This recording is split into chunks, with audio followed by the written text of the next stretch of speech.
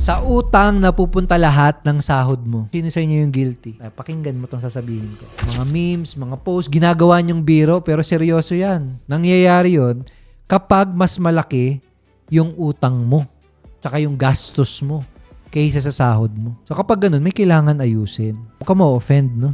Hindi kita pinapahiya. Ito lang yung truth na kailangan nating i-accept. Kailangan natin siyang harapin. May mga panahon na, ayan, nagigipit, wala talagang choice, kagaya ngayon, tumataas yung gasolina. Minsan may emergency pa, may biglang gasto. So normal naman yan. May panahong kulang ka talaga sa kita. Pag dumarating yung ganong oras, hindi naman talaga masamang umutang. Minsan nga, magagamit mo pa yung pag-utang, di ba? Mayroong good debt na tinatawag. Lalo na kung gagamitin mo siya pang invest sa business mo, di ba? So minsan, may time na kailangan mong mangutang. Pero, ang delikado kapag hindi natugma yung utang mo dun sa kinikita mo. Kapag yung tipong lahat ng nasa payslip mo, lahat ng sahod mo, babayad mo lang sa utang, babayad mo lang sa interest, mababaliw ka talaga nun, mai-stress ka talaga nun. Diyan maraming nagpapatiwakal eh. Diyan maraming nabubuang. Kulang ka na sa pang-araw-araw, wala ka ng pangkain. Minsan doon nagsisimula yung pagkapit sa mga hindi magaganda, pagkapit sa patalim, di ba? So, ano yung gagawin natin? Una-una, kailangan maging malinaw na yung utang, it's a form of promise. Kaya nga minsan sinasabi nating promissory note. Nung umutang ka, nangako ka na dun sa nagpautang sa'yo,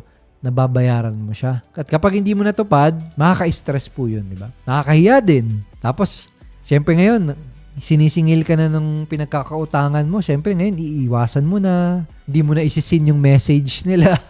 So, yan yung nagiging problem, no? Ang problema kasi niyan, kapag naging cycle na siya. Meron pa iba, di ba? May utang, tas magpo-post nasa bakasyon, nag-i-Starbucks, bagong phone, may mga ganun eh. So, hindi natin kailangan magpanggap kung wala naman talaga. Kailangan nating tuparin yung pangako natin na magbabayad tayo ng utang. Yung mga nakakautang sa akin dyan.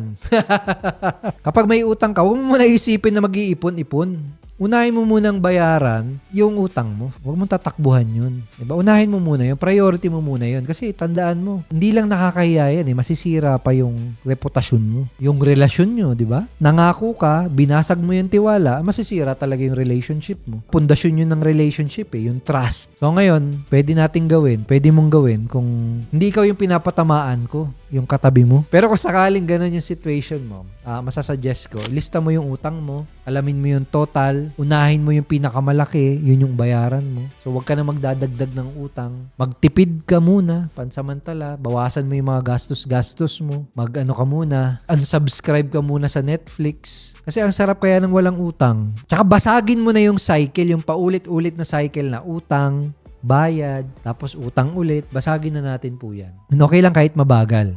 Kahit paunti-unti, okay lang. Ang importante, tuloy-tuloy ka. Kasi gusto mo ng financial freedom, ang dami mong utang, hindi mo pa binabayaran. Hindi ka magiging financially free na ganun. Diba? Sabi nga sa Bible, kapag nangutang ka, slave ka ng taong pinangutangan mo. Paano ka magkakaroon ng financial freedom? Harapin natin yung responsibilidad natin, magkaroon ng disiplina sa sarili, wag nang mangutang ulit, at bayaran mo yung utang mo. Para dumating yung time na yung sahod mo, imbis na ibabayad mo sa utang, mapupunta na sa ipon mo at sa kinabukasan mo.